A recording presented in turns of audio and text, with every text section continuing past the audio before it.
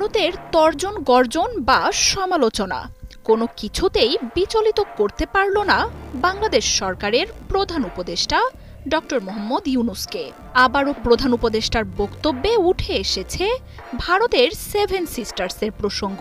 তবে এবার ভারতের প্রধানমন্ত্রী নরেন্দ্র মোদীর উপস্থিতিতেই ব্যাংককে সেভেন সিস্টার্স নিয়ে মন্তব্য করেছেন প্রধান উপদেষ্টা ডক্টর মোহাম্মদ ইউনূস। বিমস্টেক সম্মেলনে আঞ্চলিক নেতাদের সামনে আবারও তুলে ধরেন ভারতের এই অঞ্চলটিতে বাংলাদেশের ভূমিকার কথা। এর মাধ্যমে অলক্ষ্যে ডক্টর ইউনূস বুঝিয়ে দিলেন, ভারত যাই বলুক, বাংলাদেশ ছাড়া সেভেন সিস্টার্সের গতি নেই। সামুদ্রিক পরিবহন সহযোগিতা সম্পর্কিত বিমস্টেক চুক্তি এই অঞ্চলের মধ্যে বিশেষ করে স্থলবেষ্টিত সদস্য দেশ এবং ভারতের সেভেন সিস্টার্সের সঙ্গে যোগাযোগ বৃদ্ধিতে অবদান রাখবে বলে সদস্য দেশগুলোকে জানান তিনি। প্রধান উপদেষ্টার সেভেন সিস্টার্স নিয়ে বক্তব্যের পেছনে যে কোনো লুকায়িত উদ্দেশ্য নেই তা স্পষ্ট করার পরও ভারতের সমালোচনা বা নিন্দা কমেনি। উল্টো বাংলাদেশকে নিয়ে হুমকিও দিতে থাকেন অনেক ভারতীয় নেতা।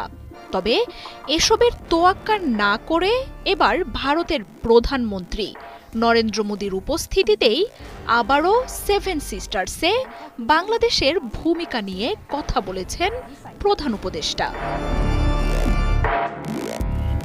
থাইল্যান্ডের রাজধানী ব্যাংককে বে of Bengal initiative for multi-sectoral technical and economic cooperation BIMSTEC সম্মেলনে সংস্থাটিকে পুনরুজ্জীবিত করতে সদস্য রাষ্ট্রগুলোর সমর্থন কামনা করেছেন প্রধান উপদেষ্টা। জানান, সামুদ্রিক পরিবহন সহযোগিতা সম্পর্কিত বিমস্টেক চুক্তিতে স্বাক্ষর করেছে বাংলাদেশ, যা বিমস্টেক অঞ্চলের মধ্যে বিশেষ করে স্থলবেষ্টিত রাষ্ট্র এবং ভারতের সেভেন সিস্টার্সের সঙ্গে যোগাযোগ বৃদ্ধিতে অবশ্যই অবদান রাখবে। চীন সফরে দেয়া প্রধান উপদেষ্টার বক্তব্য যে ভারতকে নাড়িয়ে দিয়েছে তা বোঝা গেছে বিমস্টেক সম্মেলনে ভারতীয় প্রধানমন্ত্রী নরেন্দ্র মোদী ও পররাষ্ট্রমন্ত্রী এস জয়শঙ্করের বক্তব্য থেকেই।